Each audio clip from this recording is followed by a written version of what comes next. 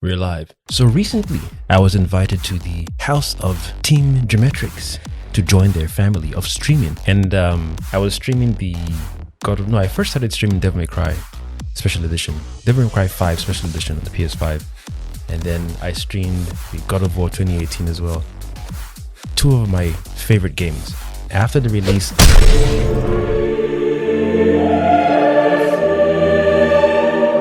Devil May Cry Dante's Awakening. That was like, for me, the peak level of Devil May Cry. Literally the best game. I've never played the first one. I learned about the game for the first time, I think towards the end of production for the second game. But I remember seeing footage for the first game of people playing it, and it felt very slow. When it comes to third-person adventure games, I like my characters moving fast enough or swift enough. All this sluggish, because Dante moved very slow strides when he ran. I hated that. So I thought, you know what?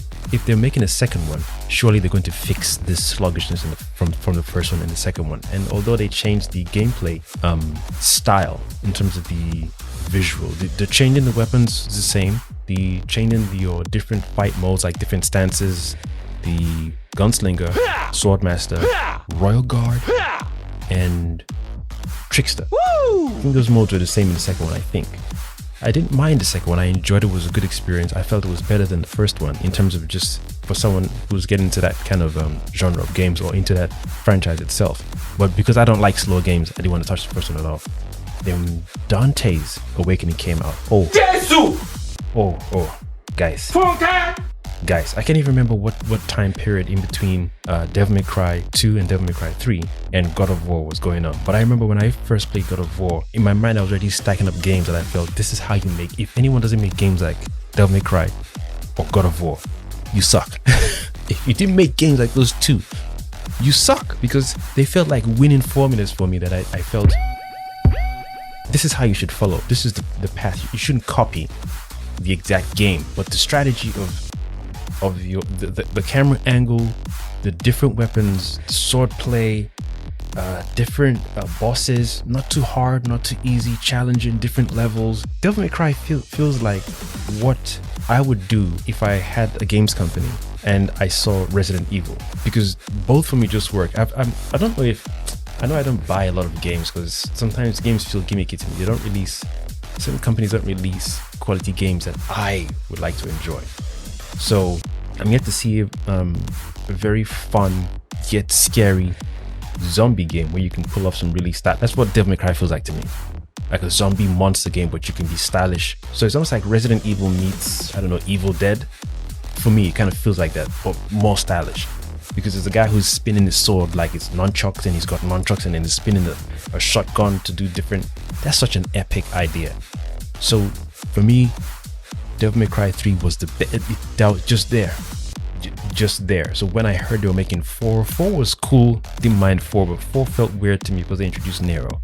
I feel if you're going to always introduce a new character into a world like Devil May Cry, especially when you already have 2 characters, Dante and his twin brother, and then you can play through the game twice. With Dante Must Die, I felt it was like multiple times, because the original edition or the standard edition came, I think, with Dante first, obviously with Dante, and I think you could play with Virgil after. I'm not sure, I can't remember. Dante is a standard character, Virgil is a replayable character, Trish and Lady.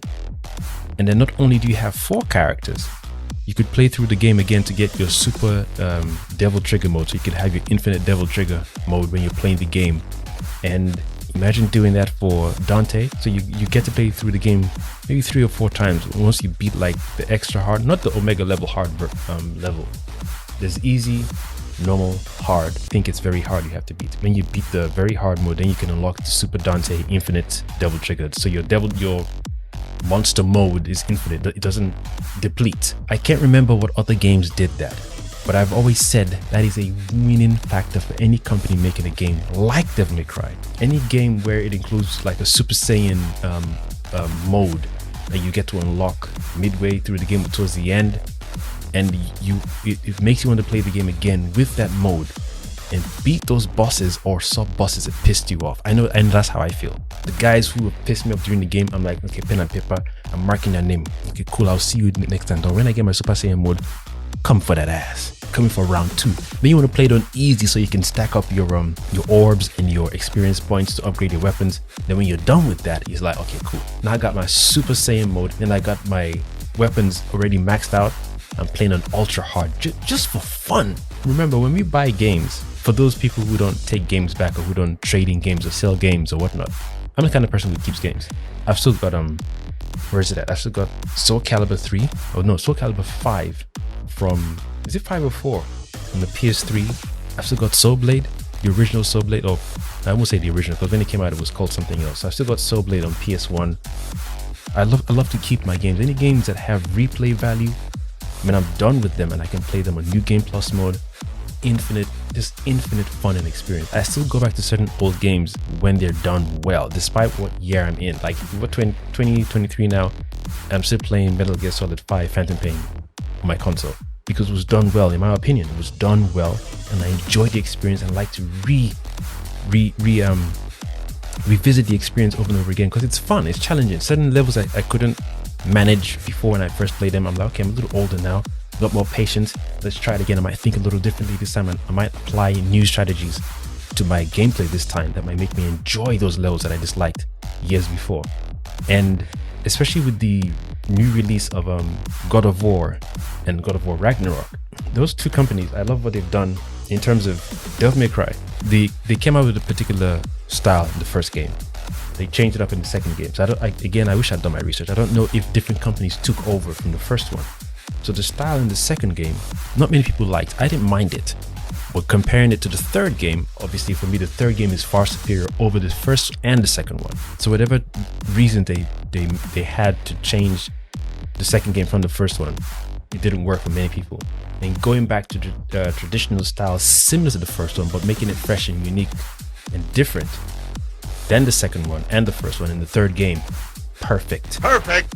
It's similar to God of War series, magnificent. I played all of them except the PSP versions, but all the console releases, played all of them. Story on point, journey on point, weaponry on point, the gameplay style on point. Everything just works well. You upgrade the character. I think there was one of the versions that came out that allowed you to have infinite God mode, or is it Sparta mode, where you just had, hold on.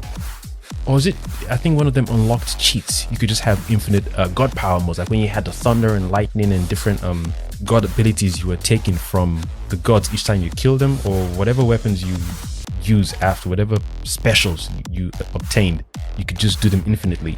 I feel those things, I wish they would come back in current games being released, like the recent release of the God of War and God of War Ragnarok. I wish they had an infinite Rage of Sparta mode or God trigger mode.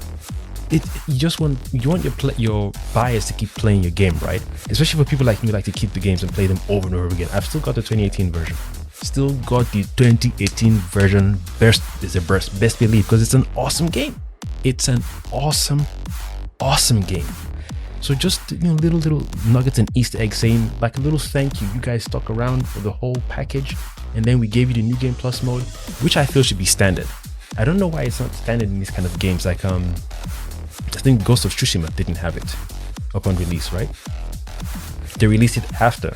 But I remember the old school games always had New Game Plus mode as a default. Some of them, not all of them, but some of them. So this whole release the game and then take like 6 months before you do a New Game Plus mode, I find that very iffy. I don't know what technicalities don't allow a games company to release a game and have the New Game Plus mode embedded behind the game itself. So when you unlock it by defeating, playing extra hard mode, then you got New Game Plus mode, rinse and repeat. Till this day, I will stream the God of War 2018 version on my channel or Geometric's channel as if I'm playing it for the first time. Beautiful experience. Obviously in New Game Plus mode with my upgraded axe and Chaos Blade. It's just a fun time. Story is perfect. Character development is perfect. And as a father as well, being that Kratos has a son in this story, perfect. So I just wanted to come here and talk about those two games because I really love them, and I don't see many games being made similar to them. Anyway, I'm outing. I have been your one and only host, ladies and gentlemen, the Kosmicjedi, signing out.